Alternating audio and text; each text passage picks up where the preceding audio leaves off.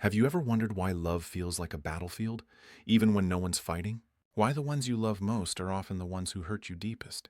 Maybe love was never soft for you. Maybe love always meant surviving. Maybe you learned that to be loved, you had to earn it, fight for it, or disappear into it completely. If this sounds familiar, you're not alone, and you're not broken. Carl Jung once said, "Until you make the unconscious conscious, it will direct your life and you will call it fate." Today we'll explore how your childhood shaped the way you love, not with blame, but with curiosity, compassion, and gentle truth. We'll walk through 7 patterns, and I promise you, when you hear number 5, it's going to hit different. It's the one that breaks relationships before they even begin, because the love you needed then still lives inside you now, and it's never too late to give it to yourself. 1. You confuse chaos with love. Let me tell you about Maria. She called me crying because her boyfriend was too nice, too predictable, too boring. "I know he loves me," she said, "but I don't feel anything. No butterflies. No excitement. It's like, where's the passion?" Does this sound familiar?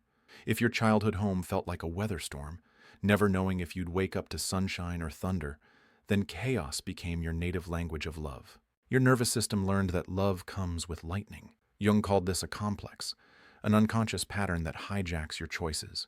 Your body still remembers the adrenaline, the hypervigilance, the way love felt electric and dangerous. Here's the thing, though. You don't actually crave drama. You crave what you survived. Your nervous system is just trying to find home in familiar chaos. But what if I told you that real love isn't supposed to feel like a roller coaster? What if the butterflies you're missing are actually your trauma response? Your gentle experiment. This week, when peace feels boring, don't run. Sit with the calm for just 60 seconds. Set a timer. Notice the discomfort without fixing it. You're teaching your body that safety isn't the enemy. Wait, before we continue to number 2, I need you to pause here for a moment. Really pause. Think about your current relationship, or your last one. Does this feel familiar? The craving for intensity? And here's something beautiful to remember. You survived chaos as a child. That made you incredibly resilient. Now you get to use that strength to choose peace. 2. You become a mirror, not a person. Do you know what it feels like to disappear inside a relationship? You mold yourself into whatever your partner needs. You study their moods like weather patterns. You become so good at shapeshifting that you forget. Who were you before you learned to be someone else? This isn't love. This is survival. You learned early that being yourself wasn't safe. Maybe your emotions were too much, your needs were selfish, your personality was too loud. So you became a chameleon child in a house that demanded silence. Jung called this the persona. But here's what he didn't tell you in those psychology textbooks. You became so skilled at reading everyone else's temperature that you stopped feeling your own. The heartbreaking truth: if you're always shape-shifting, how will anyone ever love the real you? And more importantly, do you even remember who that is? Here's what I want you to do right now. Put your hand on your heart. Say out loud, "I want," and finish that sentence. Don't think about what others need. What do you want? It's okay if that felt scary. You're literally rewiring decades of conditioning. Your daily practice. Every morning before you check your phone, before you think about anyone else's needs, write down 3 things you want. Not need. Want. Ice cream for breakfast. A purple bedroom. 5 minutes of absolute silence. Let your desires exist without justification. 3. You fall for people who don't choose you. Story time. There's this person you can't stop thinking about. They text you at 2 a.m., but go silent for days. They say they need space, but still watch your Instagram stories. They make you feel like you're almost enough, but never quite. Sound familiar? Here's what's really happening. You're not choosing love. You're choosing your childhood wound in a prettier package. This is what Jung called projection. We unconsciously seek out people who mirror our early wounds, hoping this time we can heal them. But here's the thing about unavailable people. They're not unavailable because they haven't met the right person. They're unavailable because that's where they feel safe. And you? You're attracted to their unavailability because it feels like home. Because somewhere in your past, love was always almost there, but never fully yours. Question for you. When was the first time you had to chase love? Really think about it. Was it a parent who was physically there but emotionally gone? Was it someone who loved you conditionally? You're not trying to find love. You're trying to solve an equation that was never meant to balance. Here's your gentle wake-up call. Stop auditioning for love. Real love doesn't make you perform for it. Your reality check exercise. Write down how much energy you spend chasing people versus how much energy you spend with people who choose you easily. The math will shock you. Coming up next, we're about to talk about the helper, the fixer, the one who thinks love means sacrifice. If you've ever lost yourself trying to save someone else, what I'm about to share might change everything. 4. You try to save broken people. Let me paint you a picture. You meet someone wounded. Your heart breaks open like a flower in their pain. You think, if I love them hard enough, if I give enough of myself, I can heal them. I can be the one who saves them. But can I tell you a secret? You're not trying to save them. You're trying to save the part of yourself that no one ever saved. Jung would call this your shadow, the unconscious part of you that's still that child, reaching for a parent who was broken, hoping that this time your love will be enough to make them whole. It's like building someone's wings while your own are bleeding. You give and give until you're empty, calling it love. But love doesn't require you to disappear. Let me ask you something, and I want you to really feel this. When did you first learn that your worth was measured by how much you could give? When did you first believe that love meant sacrifice? Your compassion is beautiful, but you cannot love someone into wholeness. You cannot fix what you didn't break. Your new mantra, it's not my job to carry their pain. It's my job to heal my own. Your boundary practice. This week, when someone shares a problem, instead of immediately offering solutions, try saying, "That sounds really hard. How are you taking care of yourself?" Watch how this simple shift changes everything. And now, we need to talk about the pattern that destroys love before it even has a chance to bloom. This one is hard to hear, but if you recognize yourself here, you're closer to freedom than you think. 5. You push people away before they can leave. Here's the pattern that breaks my heart every time I see it. Love starts to feel safe, real, like maybe this time it could actually work. And that's exactly when you ruin it. You pick fights over nothing. You become distant, cold. You test their love until they prove your worst fears right, that everyone leaves. If this is you, I see you.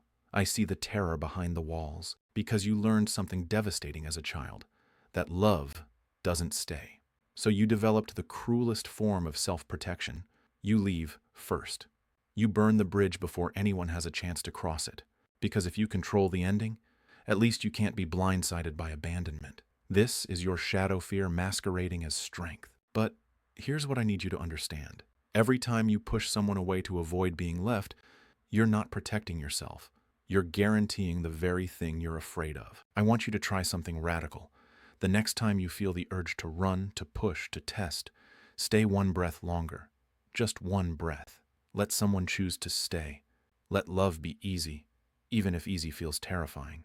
Because what if, just what if, they weren't planning to leave at all? Your courage practice. When you catch yourself testing someone's love, pause and ask, what would happen if I trusted them right now? Then do one small thing that shows trust instead of fear. Take a moment here. Breathe. I know this one hit hard. That's okay. Healing isn't comfortable, but it's worth it. 2 more patterns to go, and they're going to help you understand why love has felt so complicated. 6. Can I share something with you that might sting a little? You've been living in a courtroom, calling it home. You grew up believing that people who truly loved you would help you become better by pointing out everything wrong with you. That harsh words meant honest love, that someone who cared would correct you, fix you, improve you. So now, you tolerate harshness. You flinch at compliments, but lean into criticism because it feels familiar. It feels like love. But here's what no one told you. Criticism is not connection. Someone who truly loves you doesn't need to tear you down to build you up. I want you to imagine something. What would it feel like to be with someone who sees your flaws and loves you anyway? Not someone who loves you despite your imperfections, but someone who loves you including them. That's not fantasy. That's what real love looks like. Your healing practice. Start noticing the voices around you. Are they gentle or harsh? Do they lift you up or tear you down? Surround yourself with people who speak to you the way you wish someone had spoken to you as a child. Your kindness detector. For 1 week, pay attention to how people make you feel after you talk to them.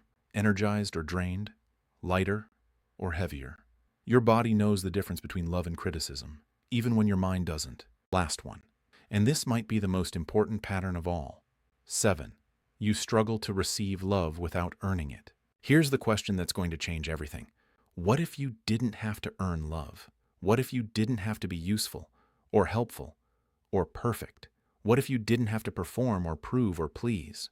You learned early that love was transactional, that care was conditional, that you had to be the good child, the helpful one, the one who never asked for too much. So now you exhaust yourself trying to prove you're worthy of what should be freely given. You're like a child offering perfect grades just to be hugged. But can I tell you a secret that might make you cry? You were born worthy, before you achieved anything, before you helped anyone, before you became useful to anyone. You were worthy simply because you existed. Love isn't something you earn. Love is something you are. Your revolutionary act. The next time someone offers you kindness, don't immediately think about what you owe them. Don't offer something back. Just say thank you and let their love land on you like sunlight. You don't have to earn the sun. You don't have to earn love. Your worthiness reminder. Write this on your mirror. I am worthy of love simply because I exist. Read it every morning until it stops feeling like a lie and starts feeling like truth. These patterns are not your fault. They are echoes of a child who only knew love through survival, who learned that love meant earning, fixing, disappearing, or fighting. But you are not that child anymore. You have choices now that you didn't have then. Remember what Carl Jung said. Until you make the unconscious conscious, it will direct your life and you will call it fate. Today, you began making the unconscious conscious. You started seeing the patterns not as personality flaws, but as survival strategies that once kept you safe. You are not doomed to repeat these patterns. You are invited to remember that love can be soft, that love can be safe, that love can begin again with you. And here's something I want you to know. Every single person watching this video right now is on this journey with you. You're not healing alone. The love you needed as a child still lives inside you. It's been waiting patiently for you to come home to yourself, to offer yourself the tenderness you've been seeking everywhere else. Before you go, I want you to do something for me and for yourself. Subscribe to this channel if these conversations matter to you, because we're going to keep having them. And share this video with someone who needs to hear it.